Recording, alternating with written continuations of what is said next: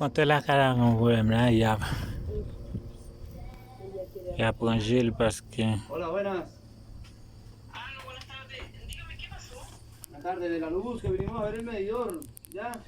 El medidor estaba malo. No, lo que pasa es que andamos acá, estamos llegando ya porque andamos en la feria trabajando, así que espérenlo un poquito, por favor. Nada, sí, mire, aquí estamos trabajando ya. Nos quedan como 10 minutos. Sí. Acá la esperamos.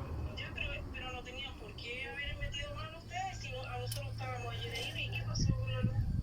Mire, la luz está buena. Lo que está malo es el medidor, ¿ya? Se cambió por seguridad del cliente, ¿ya? Cuando llegue... Cuando llegue yo le muestro lo que tenía, ¿ya? Ya, así que tranquila esperamos. Ya. Vale. Su teléfono. Ya.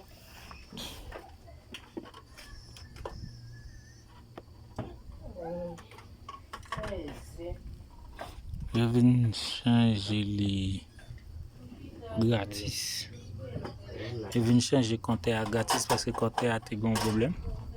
Bah, ça veut dire il va avoir une quantité de courant normale chaque mois.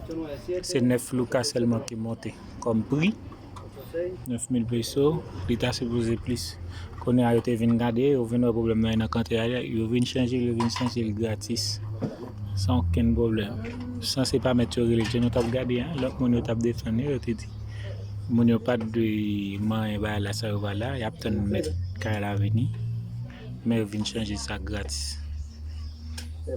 On espère là quand nous un jour à un service comme ça pour nous besoin joindre maintenimiento et nous besoin faire réparation les DH, est capable venir sans être chargé tout.